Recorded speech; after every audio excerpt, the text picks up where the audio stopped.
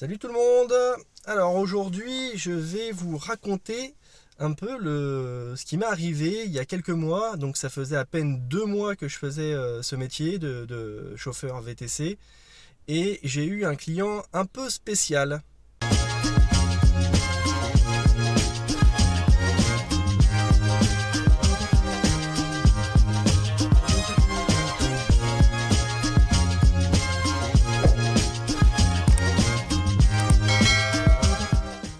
Alors, avant que cette vidéo commence, d'abord, je comptais vous remercier parce que vous êtes nombreux à regarder mes vidéos.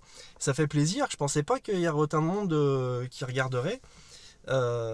Pensez à me mettre un petit pouce, un like si vous appréciez la vidéo, et à vous abonner. C'est gratuit, c'est juste en dessous. Vous cliquez et ça me donne de la force. Je le dis jamais aussi, mais je vous mets à chaque fois mes liens de parrainage en description. Vous avez 300 € si vous vous inscrivez sur la plateforme Uber et que vous rentrez, enfin si vous passez par mon lien que je vous mets en bas. 300 € pour vous, 300 € pour moi. Comme ça on est tous gagnants. Et pour Bolt aussi, je crois que c'est 100 €. Il faut faire un certain nombre de courses en un temps donné, mais voilà, je vous ai mis également le code en bas. Ce sont les deux applications avec lesquelles je travaille habituellement.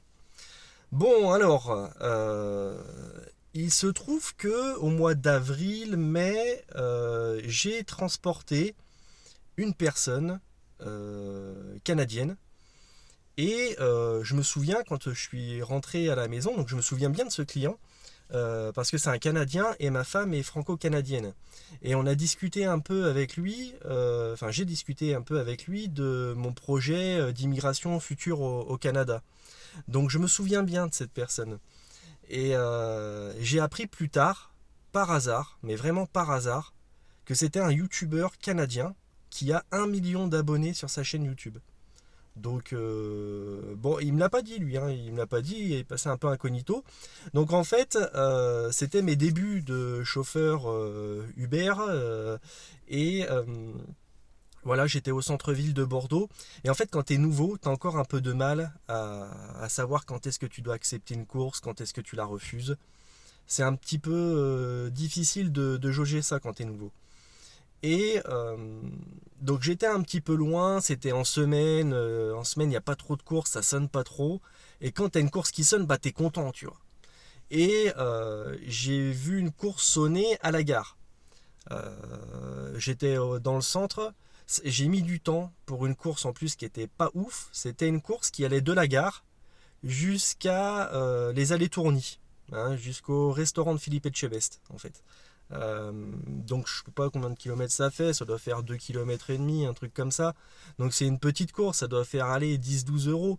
Et j'ai mis genre un quart d'heure pour aller à la gare pour récupérer le client. Donc la course pas du tout rentable quoi. Et d'ailleurs ce youtubeur dans la vidéo qu'il présente, je vais vous mettre un petit extrait. Il dit qu'il a attendu 14 minutes, ouais c'est ça voilà, 14 minutes pour que le chauffeur arrive. Et ce chauffeur, il se trouve que c'est moi. J'arrive à Bordeaux, je sors de la gare, je prends Uber qui a pris 14 minutes à arriver. Bordeaux, vous êtes au Moyen-Âge ou quoi? Donc en fait, je prends ce client, sympathique et tout. Puis quand je prends des clients à la gare, je leur demande toujours d'où ils arrivent, est-ce qu'ils sont là pour les vacances, etc. pour discuter un petit peu. Et lui me dit, je viens du Québec. Et il avait vraiment pas trop l'accent québécois.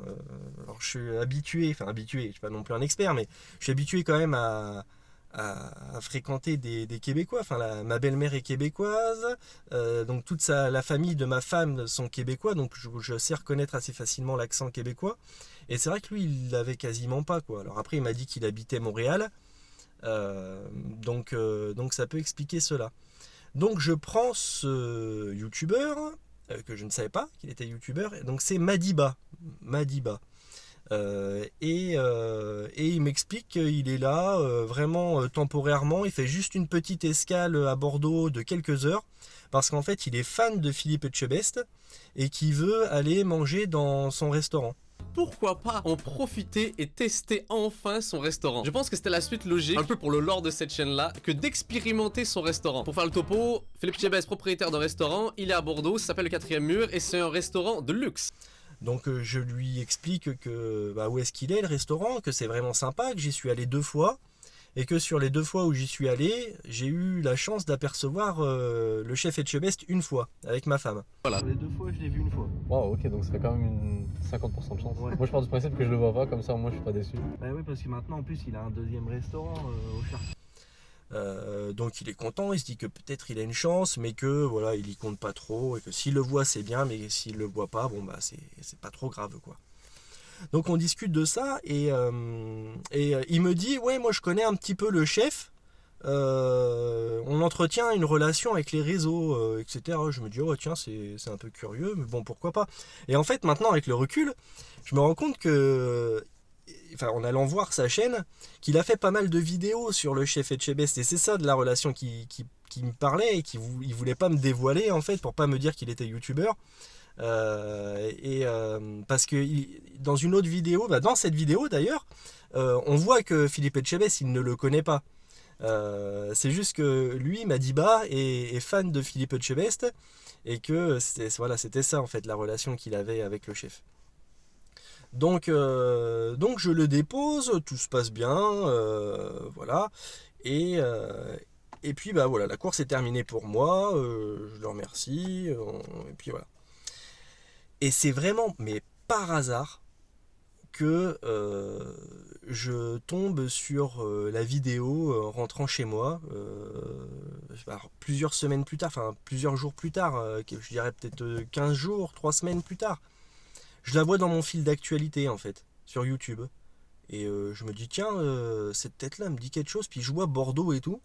Je clique dessus, et donc je regarde la vidéo, parce que je regarde souvent des vidéos de Canadiens, vu que je m'intéresse au Québec. Donc voilà, je regarde des vidéos de Gurki par exemple, et je suis abonné à sa chaîne, je regarde de temps en temps, j'aime bien. Et d'ailleurs, je lui en ai même parlé à Madiba. Je lui ai dit ah, vous aimez bien la cuisine? Je connais justement un youtubeur canadien qui aime bien aussi la cuisine, c'est Gurki. Et il me dit oui, je connais. Mais il m'a pas dit plus que ça, tu vois. Il m'a juste dit ouais, je connais. Et c'est dommage, j'aurais parlé de chef Michel Dumas, qui est aussi qui est lui pour le coup un restaurateur. Je pense qu'il est retraité. Et que je regarde sur YouTube, ses vidéos sont vraiment sympas. Il a une façon très particulière de parler. Je vous invite à aller voir si ça vous intéresse, chef Michel Dumas. Il a des petits tics de langage, une façon vraiment très particulière de présenter ses recettes, mais c'est très intéressant. Et c'est bon aussi, j'en ai reproduit quelques-unes parfois des recettes, et vraiment on se régale.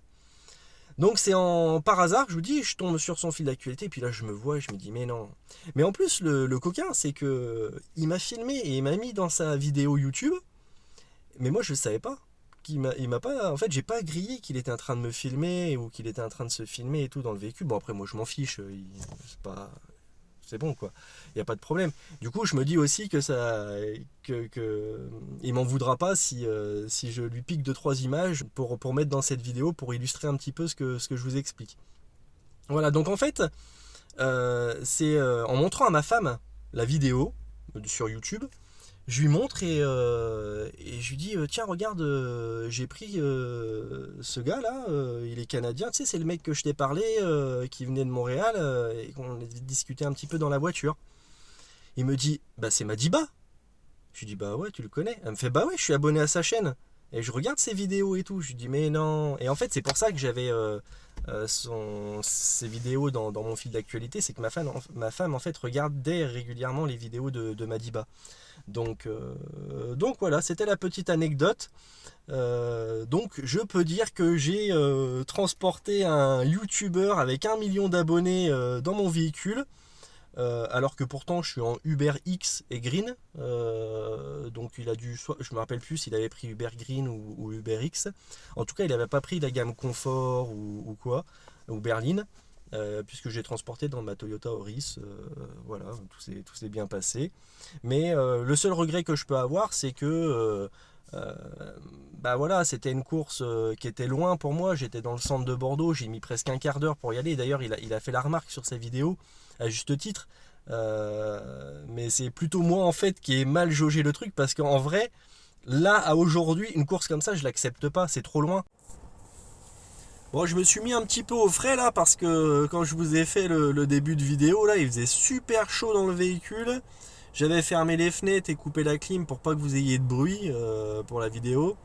Voilà, juste je terminerai par dire que vu que je parlais à la fin du temps d'attente pour commander une course, enfin surtout pour que le chauffeur arrive. Le mieux après c'est de réserver. Voilà. Madiba, si jamais tu passes par là, tu as mon numéro de téléphone puisqu'il est sur mes banquettes arrière. Si jamais il faut appeler et puis au moins je serai là à l'heure.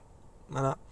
Bon les amis, je vous souhaite une bonne continuation. N'oubliez pas de laisser un petit like si vous avez aimé la vidéo.